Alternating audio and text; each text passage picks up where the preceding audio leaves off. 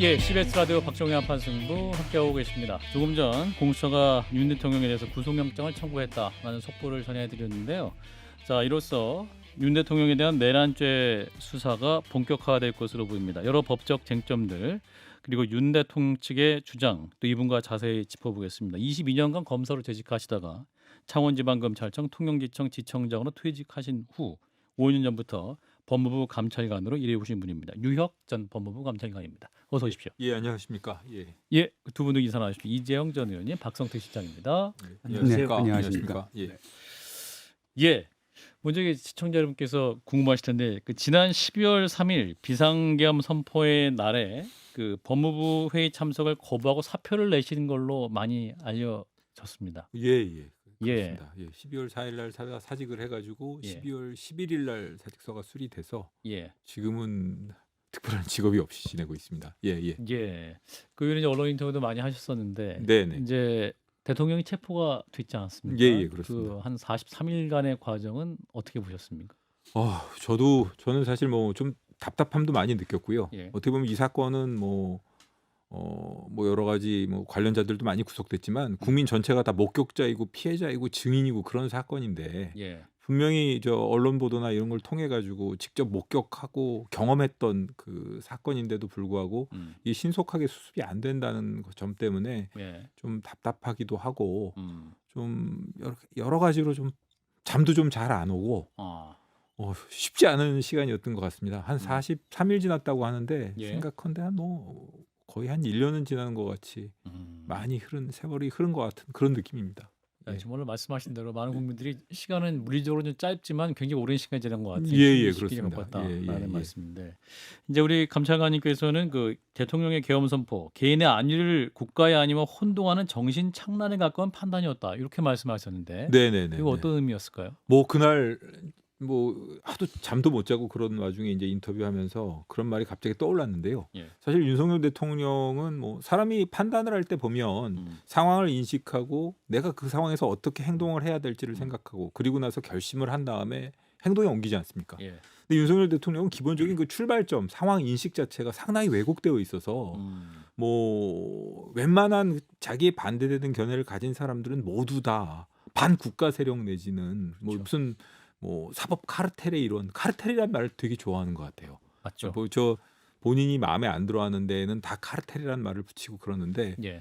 그렇게 다 적대시하면서 타협이라는 건 모르고 모두 다 타도의 대상으로 생각하지 않습니까? 예. 그걸 기초로 해가지고 여러 가지 행동을 하다 보니까 그 이후에 이루어지는 행동들이나 판단이 일반인이나 합리적인 사고방식을 가진 사람들이 보기에는 도저히 받아들이기 어렵고 지나치게 극단적이고 비정상적인 생각을 가지고 있는 것이라고 볼 수밖에 없는 것이고 예. 그런 차원에서 제가 국가의 안위와 개인적인 안위를 혼동하는 그 정신 착란에 가까운 판단이라는 말을 했던 것 같습니다. 예. 그래도 법무부란 조직 하에서 예. 그런 선택을 빨리 하긴 쉽지 않으셨을 것 같은데. 저는 말씀드리면은 사실 87학번인데요. 87년도에 대학을 다니고 80년대에 대학 다니신 분들은 다 아시겠지만 계엄 때는 아니었다고 하지만 어린 시절에 계엄을 경험했고 그 시절은 상당히 좀 권위주의적이고 좀 자유롭지 못하는 시대였지 않습니까? 그렇죠. 그 예. 이후로 우리 사회가 가면 갈수록 조금씩 자유로워지고 아주 다양하고 서로 간의 다양성을 인정하는 합리적 불일치 이런 걸 이루면서 행복하게 살아왔다고 생각했는데 예. 어느 날 갑자기 그렇게 불쾌한 언동을 하고 이렇게 말도 안 되는 그 민주주의 질서를 파괴하는 그런 발언을 하면서 그것도 자리에서 일어나지도 않고 예. 국민들을 멸시하는 듯한 자리에 앉아가지고 예. 나중에 사과할 때선 일어서서 하지 않았습니까? 예. 그날 모습을 보십시오. 그게 어디 독재자나 혹은 이 폭압 군주나 그것도 아주 못된 군주의 모습이지 그게 어떻게 민주주의 국가의 지도자의 모습이라고 할 수 있겠습니까? 예. 그 자체만으로도 불쾌했고요. 예. 그런 생각, 그런 시대착오적이고 폭압적인 생각을 가진 사람이 그런 말을 하고 있는 걸 지켜보고 있는 제 자신이 너무 분했습니다.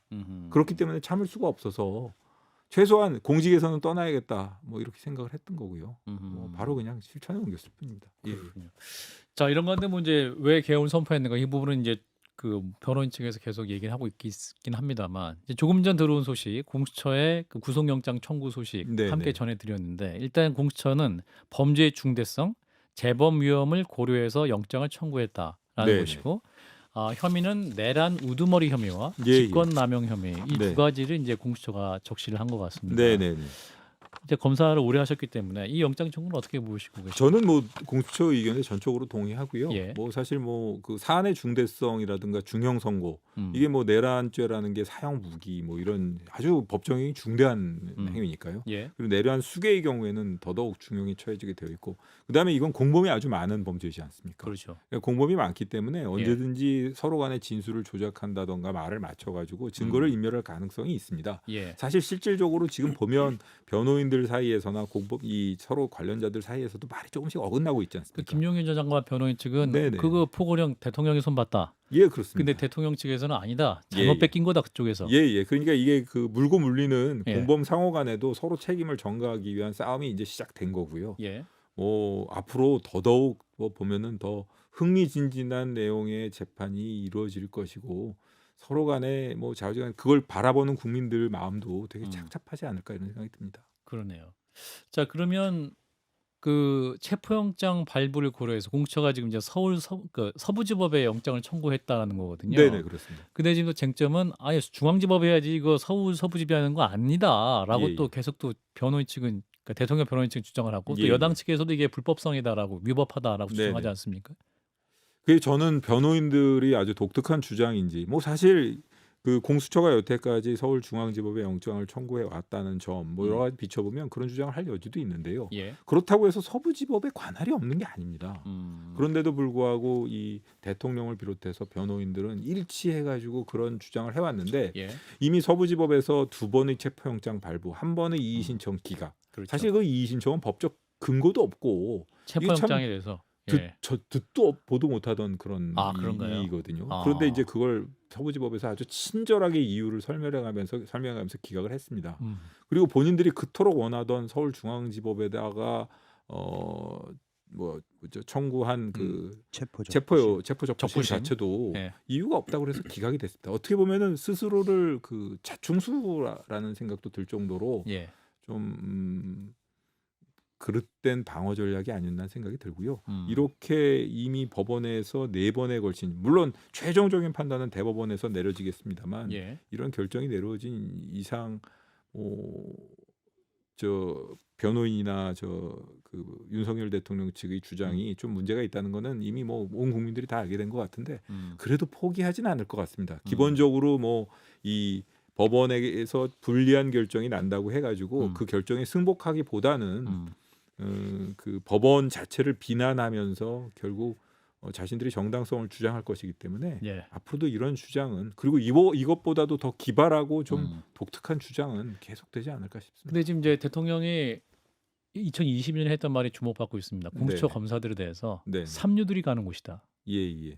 그리고 어떤 그 지위 뭡니까 권력에 편승하는 분들이 가서 일하는 곳이기 때문에 굉장히 어떤 공수처의 수사를 폄하했던 분이었거든요. 예. 영장 발부될까요? 어떻게 보십니까? 저는 지금 뭐 공범들이 저는 가담 정도도 뭐 적은 공범들에 대해서 영장이 전부 발부된 점에 뭐 그런 영장이 발부된 점에 비춰보면은 당연히 영장은 발부될 것 같고요. 예. 이 사안이 워낙 중대한데 그 주모자가 당연히 윤석열 대통령 아니겠습니까? 예. 이건 뭐 형평성이라던가 뭐 향후 중형 선고의 가능성 그리고 중형 선고가 가능하면 도주할 수도 있는 겁니다. 실질적으로 체포영장 집행 때도 관저의 경호 인력 뒤에 숨어서 도피해 있었지 않습니까?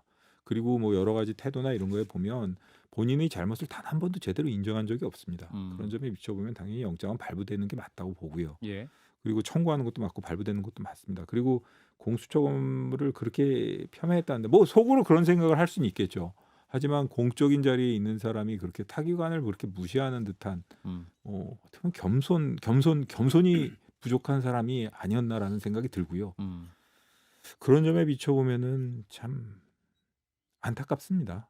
예, 안타깝습니다. 어떻게 보면 공수처의 1호 구속 대상자가 현직 대통령이 되는 사례가 나올 수도 있는데요. 아하. 그러니까 그런 점에 비춰보면은 좀 본인도 아마 느끼는 게 있지 않겠습니까? 네. 네, 박 실장님. 이재용 이제 의원님. 감사관님 보면 여쭤보고 싶은 게 예. 사실은 뭐 여러 사령관들 네네. 그리고 경찰청장, 경찰차장 그리고 이제 다른데 장관들도 지금 많은 분들이 얘기가 되고 있고 네네. 심지어 소방청도 어떤 계엄에 위법한 지시를 따른 건 아니냐라는 의혹을 받고 있는데 네네. 사실은 법무부에서 감찰관만 손을 들고 이건 위법적인 계엄이기 때문에 따를 수 없다라고 손을 든 거잖아요. 그래서 당시 기분 또 그리고 어쩌다 보면 위법한 명령을 따르지 않게 하기 위해서 사표를 내고 네네. 나오신 건데 사실 정의로운 일을 하시다가 지금 백수가 되신 건데 법무부 내 분위기나 네? 아 근데 저 사실은 그날 제가 결심을 하고 차 안에서 막 이렇게 여러 가지 생각을 하면서 예. 사직은 해야겠다 예. 네. 이런 결심을 하고 갔지만 예. 그리고 이렇게 막 제가 차를 몰고 들어갈 때 막 정문에서부터 막 이렇게 검문을 하고 그다음에 들어가가지고 그 막 심각하게 회의를 하고 있는 와중에 뭐 개헌 관련 회의입니까? 뭐 여쭤보고 그다음에 저 관둘 겁니다. 막 이러면서 저 따를 생각도 없고 막 이런 식으로 얘기를 하는데 저도 지금 생각해 보면 무슨 용기로 그랬을까라는 생각도 가끔 듭니다. 예. 근데 어쨌든 간에 제가 분명히 부당하다고 생각을 했는데 그 자리에 그대로 앉아 있는 모습이 되게 비굴하게 생각을 했고요. 그리고 집에 오면서 사실은 조금 더 겁이 났습니다. 그리고 포고문 저희 아들내미도 그렇게 얘기했지만 그 포고문에도 보면 뭐 영장 없이 체포 그다음에 처단이라는 말이 있지 처단 않습니까? 있죠. 예. 처단. 예. 저 처단이라는 표현은 정말 일반 국민들이 도저히 받아들이기 힘든 그런 음. 참 납득하기 어려운 폭력적 표현인데요. 음. 그런 표현을 봤으니 저도 뭐 사실 안전운전을 해야겠다는 뭐 다른 인터뷰에서 그런 생각을 했던 게 제가 흥분해가지고 뭐 밤에 시력도 좋지 않은데 뭐 흥분해가지고 좀 조심조심 겨우겨우 갔던 것 같은데 제가 그만뒀다라는 SNS 글을 올리고 나서 기자분하고 통화를 하고 무슨 용기인지 이건 내란이지라고 얘기한 직후에 국회에서 해제 결의가 됐어요. 예. 그래서 그때 들었던 생각이 참 안도감이었고 최소한 잡혀가지는 않을 것 같네 이런 생각이 들어가지고 참 그때부터는 더더욱 용기가 났고 내 생각이 내 판단이 잘못된 건 아니었구나 이런 생각을 하게 됐습니다. 저는 질문 하나 있어요. 네네네. 그 검사 생활 오래 하셨는데 예. 지금 검찰 내 분위기가 어떤지가 좀 참 궁금해요. 왜냐하면 지난 뭐 몇 년간 굉장히 그 숱한 이제 비판의 대상이기도 했고 네네. 뭐 모든 정권에서 그러기도 했긴 하지만 검찰이란 조직 자체가 근데 지금 이 상황에서는 검찰 내 분위기가 어떤지가 참 궁금하더라고요. 그게 검찰이라는 게 외부에서 볼 때는 하나의 단일한 조직처럼 비춰 보이지만 이게 검찰 내에도 사실은 보면은 여러 가지 검사들이 있습니다. 근데 보면은 그 윤석열 대통령과 뭐 가까운 관계였던 검사들 그리고 뭐 이 현 정권의 주요 사건이라고 할 수 있는 그런 일을 추진했던 검사들 그다음에 혹은 뭐 이 경력이 얼마 안 된 그런 검사들 뭐 다 이 스펙트럼이 다양할 수밖에 없고요. 근데 다만 분명한 것은 지금 현재 특수본에서 계엄 특수본에서 지금 뭐 수사를 열심히 비교적 제 생각보다 사실 좀 더 빨리 했으면 좋겠다는 생각이 듭니다만 예. 6일 만에 수사에 착수해서 뭐 김용현 국방부 장관 구속하고 바로 수사에 착수했지 않습니까? 그런 점에 비춰보면은 단호한 입장은 분명한 것 같고요. 그리고 그렇지만 이 사건 이 수사가 불러올 파장에 대한 생각은 조금씩 다를 겁니다. 하지만 전반적으로 검찰에서는 이 계엄장을 불법 부당한 것이라고 본 것은 틀림없고요. 앞으로 그렇게 쭉 이어질 겁니다. 제가 걱정하는 것은 딱 한 가지입니다. 이 계엄 관련자들이나 이 지금 현재 앞으로 조사를 받아야 될 분들 중에 검찰에 근무하셨던가 검찰과 직감적으로 그 관련이 있는 분들이 있어요. 최소한 그 부분에 대한 그분들에 대한 수사만큼은 검찰에서 뭐 아주 엄정하게 하든가 아니면 그 공정성 시비를 피하기 위해서 특검이나 다른 기관에 넘겨줘야 하지 않나 저는 그렇게 생각하고 있습니다. 사실 고위 공무원 중에 이번 계엄에 대해서 직접 손들고 항거하신 분은 거의 유일하잖아요.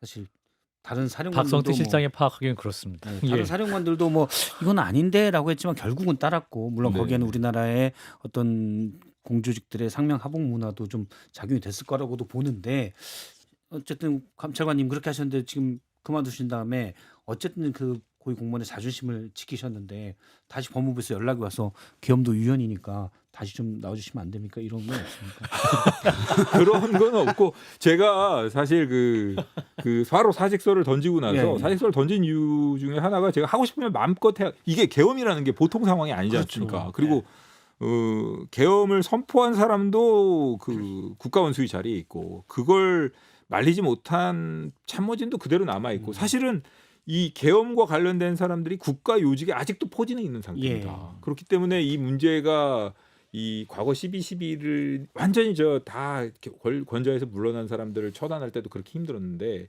지금 이게 쉽지 않지 않습니까? 그런 이유 때문에 그런 것 같고 그렇기 때문에 저는 나와서 이미 하고 싶은 얘기 다 하고 예. 그다음에 공무원으로서 사실 저는 한 번도 정치적 견해를 밝히거나 그런 적이 없었거든요. 그런데 이렇게 뭐 보면은 윤석열은 내란 수괴다 뭐 이런 표현까지 쓰고 그랬는데 제가 뭐 더 이상 공직에 남아 있다는 게 어떻게 보면은 적절치 않은 것 같고 그다음에 저도 사실 젊은 검사 시절에 저 위에 있는 분들이 이렇게 좀 진퇴 여부를 제대로 제때 결정 못하고 연연하는 모습 보이면 막 비웃고 그랬거든요.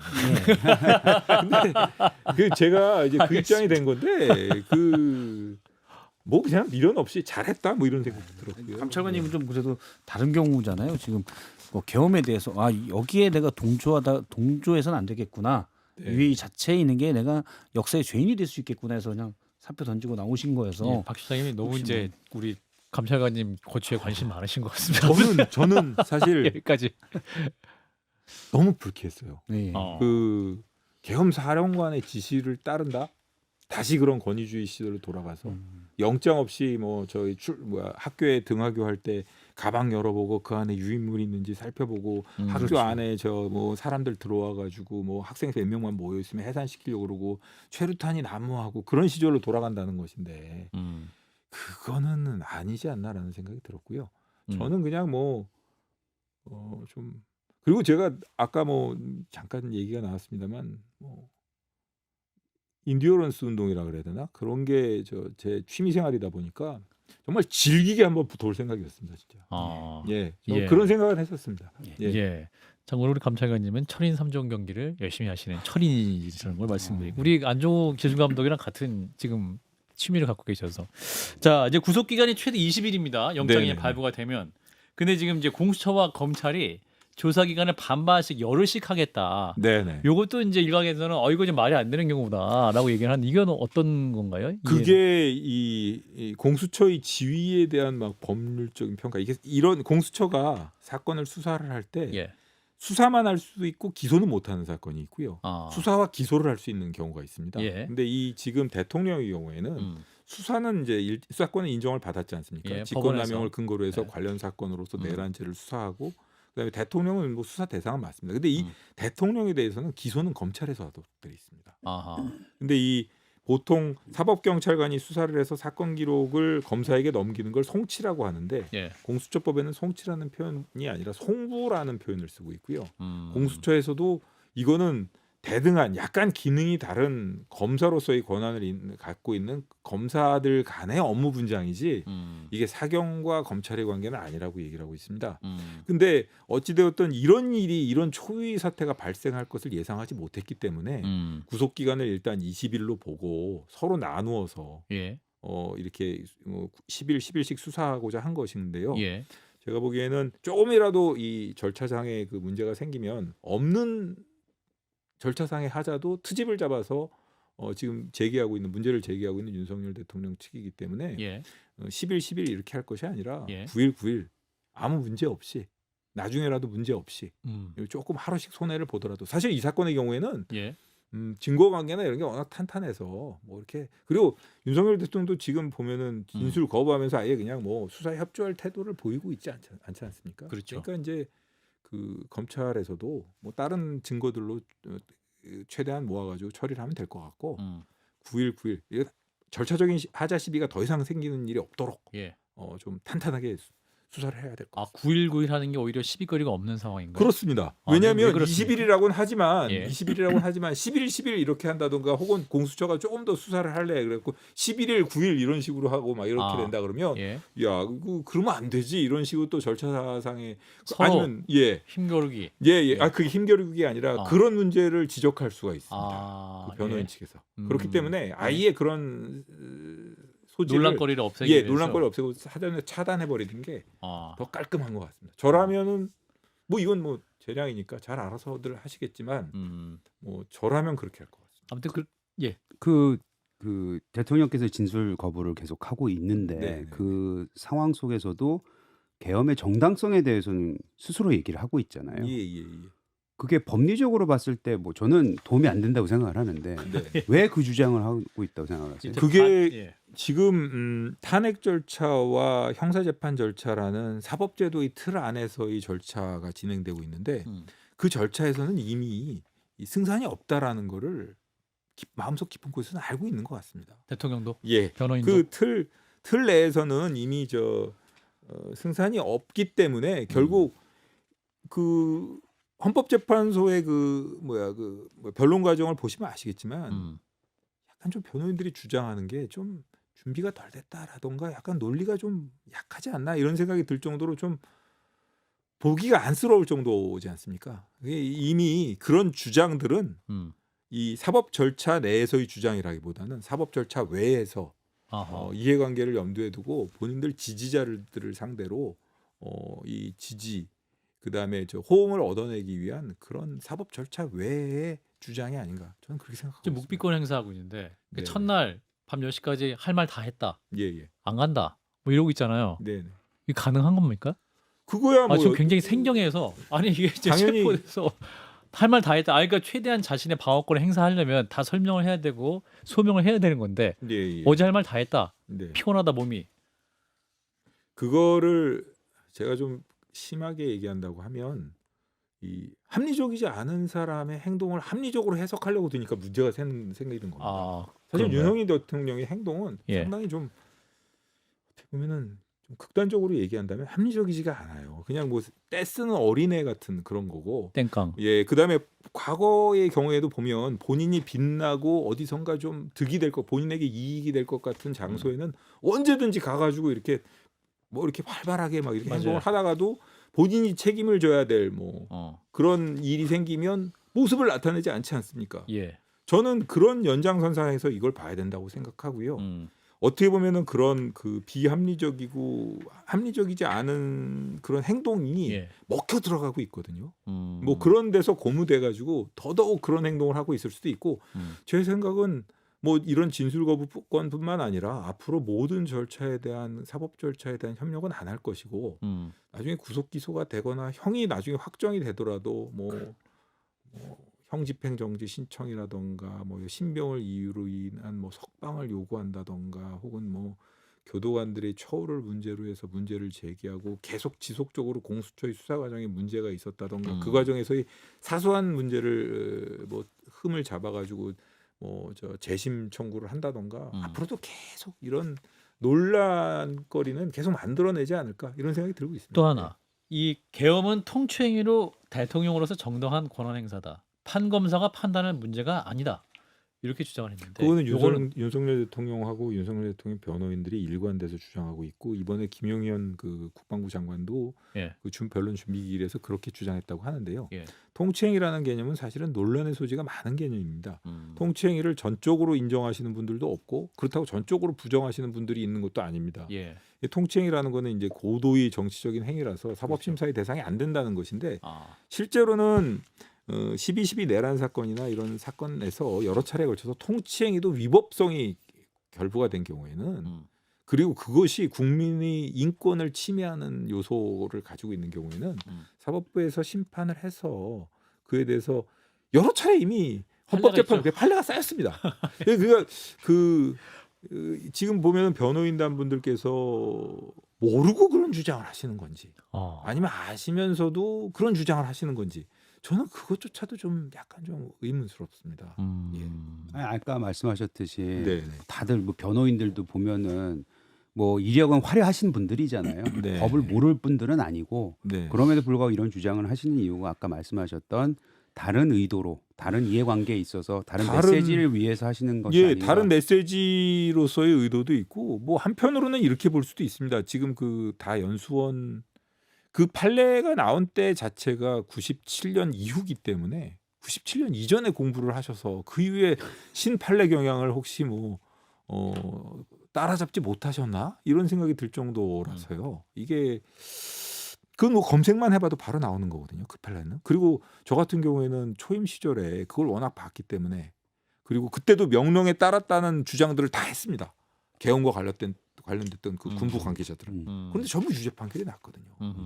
근데 이제 와서 그런 주장을 한다는 게 상당히 시대착오적이죠. 예.